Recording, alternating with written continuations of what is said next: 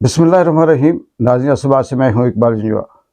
पाकिस्तान के अंदर रजीम चेंज और फार्म फूड 7 का जो मुसल्लत शुदा टोला है, जिसका काम है कि हर 10 मिनट के बाद पाकिस्तान की टीवी चैनल्स पे आना और आकर अपनी कारकर्दगी बताना कि हमने ये तीर मारे हैं और इसके बदले में इमरान खान ने ये मुल्क का नुकसान कर दिया या मुल्क का दिवालिया कर दिया। वो हुकूमत जो इस मुल्क के अंदर गैर आइनी, गैर कानूनी और गैर इखलाकी है, लेकिन वो टीवी के ऊपर आकर ऐसे दावे करती है जैसे कि सब कुछ उसका हक है और उसने कर दिया। उस हुकूमत का कारनामा जो उसने किया, वो देख लें कि इमरान खान के दौर में यही फैसलाबाद था, जिसे मैनचेस्टर भी कहते हैं, और हमारे आपके सबके बहुत से ऐसे रिश्तेदार हैं, जानने वाले हैं, जो वहाँ पे काम करते हैं।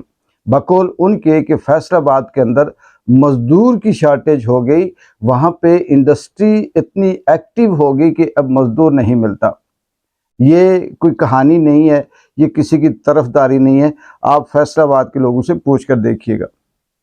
और वही फैसलाबाद है और वही इंडस्ट्री है और ये फार्म 47 अल्लाह का अजाब जो है इस वक्त ये मुसल्लत है।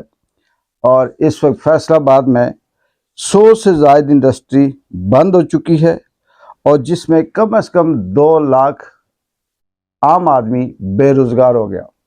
ये तो सिर्फ एक शहर की बात है, एक फैसलाबाद की बात है, और ये वो चीज़ है जो रिपोर्ट हो रही है। इसके अलावा फिर दूसरी बात ये नाज़रीन के बदकिस्मती से ये मुल्क चारों तरफ से करप्ट है।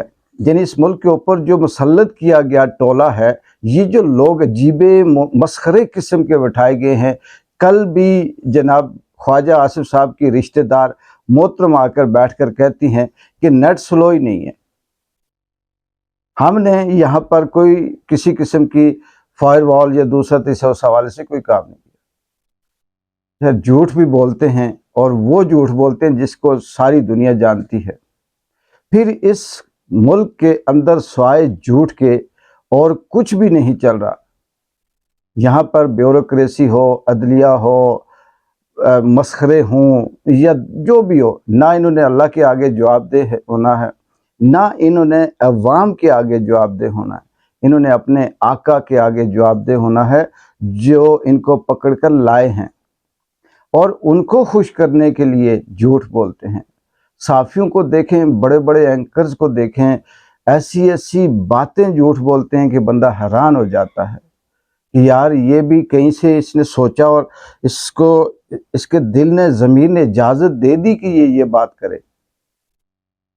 यहाँ पर सियासतदान टीवी पे आकर बैठकर ये कहते हैं कि सब कुछ सही चल रहा है। फिर उनका ज़मीर मुझे ये नहीं समझ आती कि किस तरह से इजाज़त देता है कि वो ये सब कुछ बोले।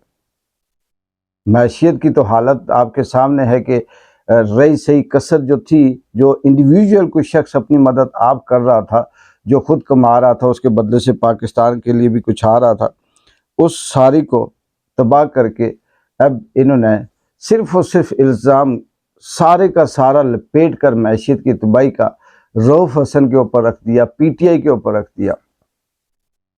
रऊफ़ हसन के इंडिया से राब्ते थे, मैशियत ख़राब हो गई। इन्होंने इंटरनेशनल लोगों से राब्ते किए, मैशियत ख़राब हो गई। ये रा की एजेंट है, मैशियत ख़राब हो गई।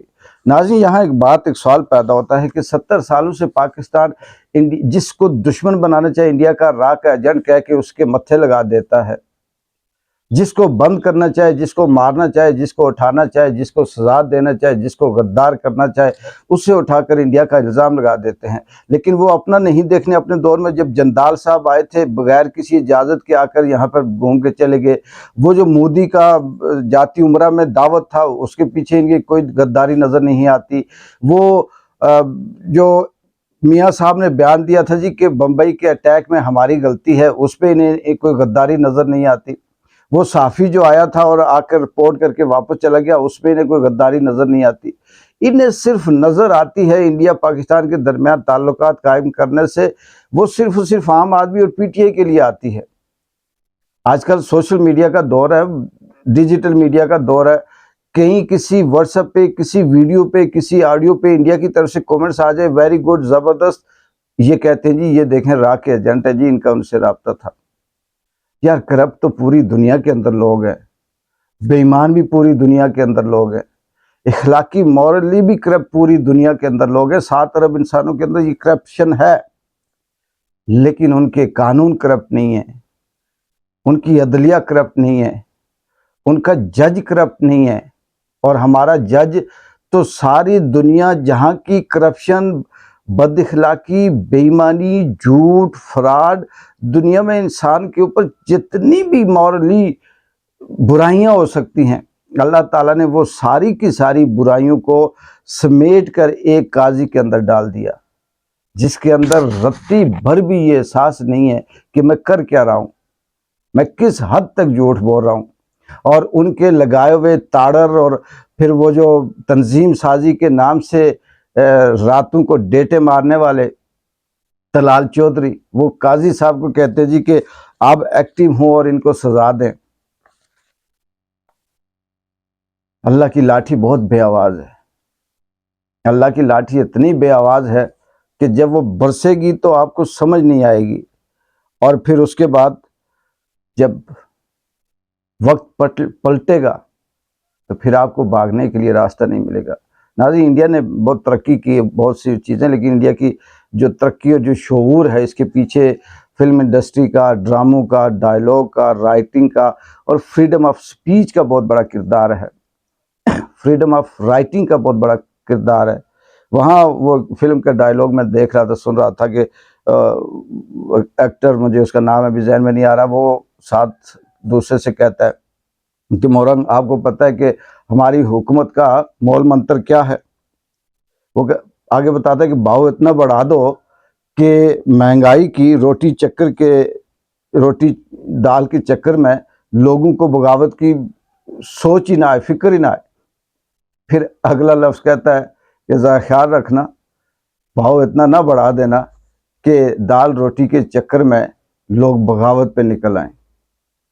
تو انہوں نے وہ فلم کہیں دیکھی، یہ سارے کے سارے مسخرے جتنے بھی مسلط ہیں اس ملک کے اوپر، یہ انڈیا کی فلموں سے شاید انسپائر ہوتے ہوں، لیکن انہوں نے بھاؤ اتنے بڑھا دیے کہ دال روٹی کے چکر میں اب پھر لوگ بغاوت کے نکل سکتے ہیں، باقی کچھ پیچھے بچا نہیں ہے۔ لیکن جھوٹ، فراڈ اس ملک کا میرے خیال میں واحد وتیرہ ہے کہ سرے عام سب کچھ کر کے آ کے کہہ دو کہ میں نے نہیں کیا۔ دیکھتے ہیں، آج کیس بھی ہے، اس پہ میں نے اس لیے ڈسکس نہیں کی کہ قاضی کے ہاتھ میں کیس جائے اور کس کے حق میں فیصلہ ہونا ہے، یہ آپ کو پتہ ہی ہے شام تک کیا ڈیولپمنٹ ہوتی ہے۔ تب تک کے لیے ایک بار جنجو کی اجازت دیں، اللہ حافظ۔